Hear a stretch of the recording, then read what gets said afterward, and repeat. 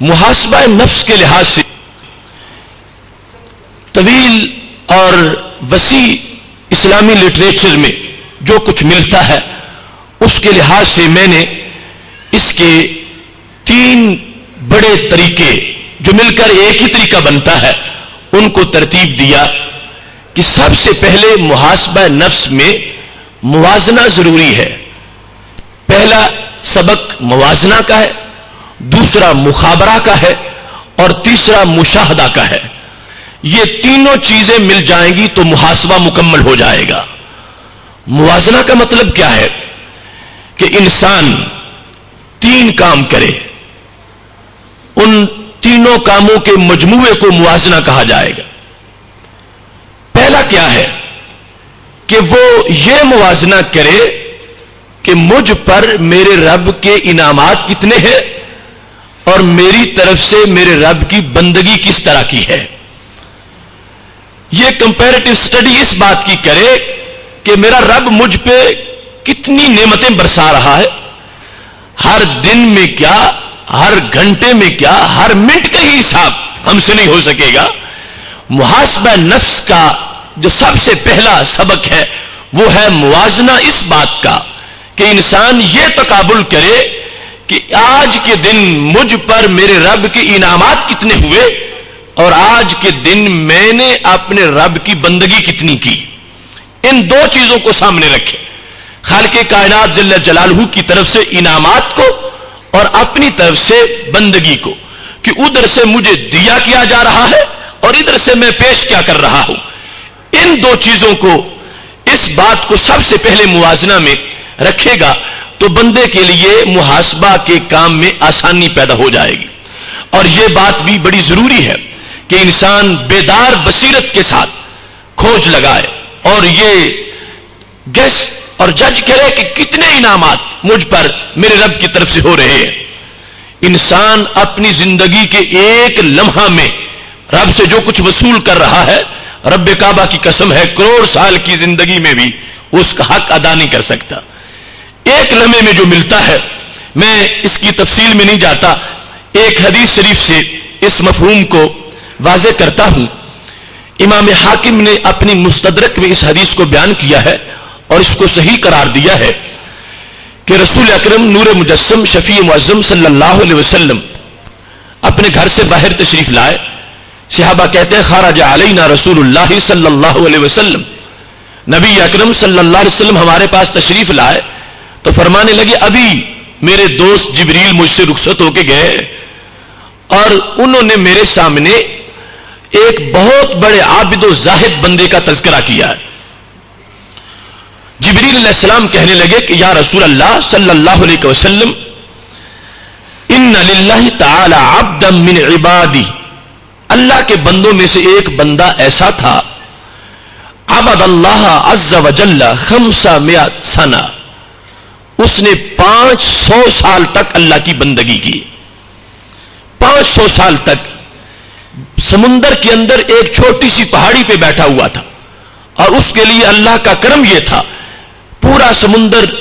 وہ کھاری پانی کا تھا، لیکن اس کے لیے اللہ نے اس پہاڑی کے ساتھ میٹھے پانی کا چشمہ جاری کر رکھا تھا اور وہاں ہی ایک انار کا درخت اگایا تھا جس پر روزانہ تازہ انار لگتا تھا اور وہ عابد کھاتا تھا. ویسے تو موسم کے لحاظ سے سال میں ایک بار ایسا پھل لگتا ہے، لیکن اللہ نے اس کو اتنا نواز رکھا تھا کہ روزانہ نیا انار لگتا اور وہ اس کو تناول کرتا تھا. اس نے 500 سال تک اللہ کی بندگی کی. جس وقت اس کے وصال کا وقت قریب آیا تو اس نے اپنی ایک عجیب چاہت کا اظہار کیا. سأل ربہ عند وقت الاجل، موت کے وقت اس نے اللہ سے یہ سوال کیا ان یقبضہ ساجدا، اے اللہ زندگی بھر جو میں نے تجھ کو سجدہ کیا تو مجھے اتنی لذت ملی ہے، میں چاہتا ہوں کہ میری روح بھی اسی حالت میں نکلے، جب میرا سر سجدے میں ہو تو میری روح نکل جائے. اس واسطے کہ میں چاہتا ہوں جس طرح میں دنیا سے جاؤں ایسے ہی اٹھوں، تو وہ عمل کرتے ہوئے جو انسان جاتا ہے وہی کرتے ہوئے اٹھتا ہے. تو میں چاہتا ہوں میرا سر سجدے میں ہو، روح نکل جائے اور کل قیامت کے دن لوگ پتہ نہیں کیسے کیسے اٹھیں گے اور مجھے تو حالت سجدہ میں اٹھنے کا شرف مل جائے گا. تو ایک تو میری یہ چاہت ہے کہ اے اللہ حالت سجدہ میں میری روح نکل جائے، اور دوسری یہ ہے وَأَلَّا يَجْعَلَ لِلْأَرْضِ وَلَا لِشَيْءٍ يُفْسِدُهُ عَلَيْهِ سَبِيلًا،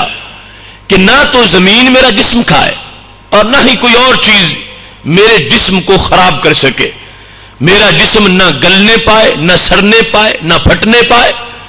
جس طرح میں سجدے میں سر رکھوں قیامت تک ایسے ہی رہوں، میرے جسم پر کسی چیز کا حملہ نہ ہو سکے، میرا جسم سلامت رہے، اور اسی انداز میں مرنے کے بعد بھی میرا سر سجدے میں رہے۔ یہ دو چیزیں اس نے اللہ سے مانگ لی۔ حضرت جبریل علیہ السلام کہتے ہیں اللہ نے اس کی بات کو قبول کر لیا، اس نے سجدے میں سر رکھا ہوا تھا کہ روح نکل گئی، اور جبریل علیہ السلام کہتے ہیں اب بھی ہم جب آسمان سے آتے جاتے ہیں اسی جزیرہ سے گزر کے آتے ہیں، اب تک اس کا بدن سلامت ہے، اور ایسے ہی اس نے سر سجدے میں رکھا ہوا ہے۔ رسول اکرم صلی اللہ علیہ وسلم سے عرض کرنے لگے یا رسول اللہ صلی اللہ علیہ وسلم، جب قیامت کا دن ہوگا، وہ بندہ جب اٹھے گا، حشر بپا ہوگا، تو خالق کائنات جل جلالہ بڑی خوشی سے فرمائے گا، فرشتوں سے یہ کہے گا ادخلوا عبدی الجنہ، میرے اس بندے کو جنت میں داخل کر دو۔ کس طرح؟ برحمتی، میری رحمت کے صدقے، میری رحمت کی وجہ سے اس بندے کو جنت میں داخل کر دو۔ رسول اکرم صلی اللہ علیہ وسلم فرماتے ہیں جب یہ اللہ کا اعلان ہوگا کہ اس کو میری رحمت سے جنت میں داخل کر دو، تو وہ شخص بول پڑے گا، کہے گا یا رب بل بعملی، رحمت کا حوالہ نہ دو، میرے عمل کی وجہ سے مجھے جنت دو، میں نے آخر 500 سال سجدہ کیا تو کیا میں مستحق نہیں ہوں جنت کا؟ بل بعملی، مجھے میرے عمل سے جنت دے دو۔ خالق کائنات جل جلالہ دوبارہ فرشتوں سے کہے گا ادخلوا عبدی الجنۃ برحمتی، اس بندے کو جنت میں میری رحمت سے لے جاؤ۔ وہ دوبارہ بولے گا نہیں بل بعملی، میرے عمل سے۔ خالق کائنات جل جلالہ تیسری بار فرمائے گا فرشتوں ادخلوا عبدی الجنۃ برحمتی، اس کو میری رحمت سے جنت میں لے جاؤ۔ وہ تیسری بار بھی یہی کہے گا یا رب بل بعملی، میرے عمل سے مجھے جنت عطا فرما دے۔ تو جب تیسری بار وہ کہے گا تو خالق کائنات جل جلالہ فرمائے گا قائسو عبدی بنعمتی علیہ، فرشتوں اب اس کو اٹھا کے میرے سامنے کھڑا کرو، اب ہم حساب کریں گے۔ اس کو اپنے عمل پہ اتنا بھروسہ ہے اور یہ سمجھتا ہے کہ اس نے 500 سال مجھے سجدہ کر کے اس نے کوئی حق ادا کر دیا ہے میری نعمتوں کا، چلو اب گنتے ہیں، میری نعمتیں بھی گن لو، اس کا عمل بھی گن لو۔ اس نے 500 سال مجھے سجدہ کیا ہے تو میرے انعامات بھی دیکھو، قائسو عبدی بنعمتی علیہ و بعملی، اب میری نعمت اور اس کے عمل کا موازنہ کرو،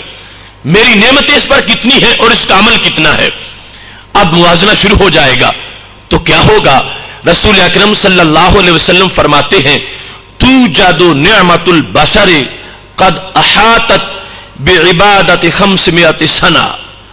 خالق کائنات جل جلالہ کی طرف سے جو دی ہوئی آنکھ ہے، صرف اس نعمت کو ایک طرف رکھا جائے گا اور اس کی 500 سال کی بندگی کو ایک طرف رکھا جائے گا۔ میرے محبوب علیہ السلام فرماتے ہیں یہ آنکھ والی نعمت بھاری ہو جائے گی، محض آنکھ والی نعمت۔ خالق کائنات فرما اس کے مقابلے میں بندگی اس کی پیش کرو۔ اب آنکھ والی نعمت جو ہے اس کا بھی حق پورا نہیں ہوا، پورا بدن باقی ہے،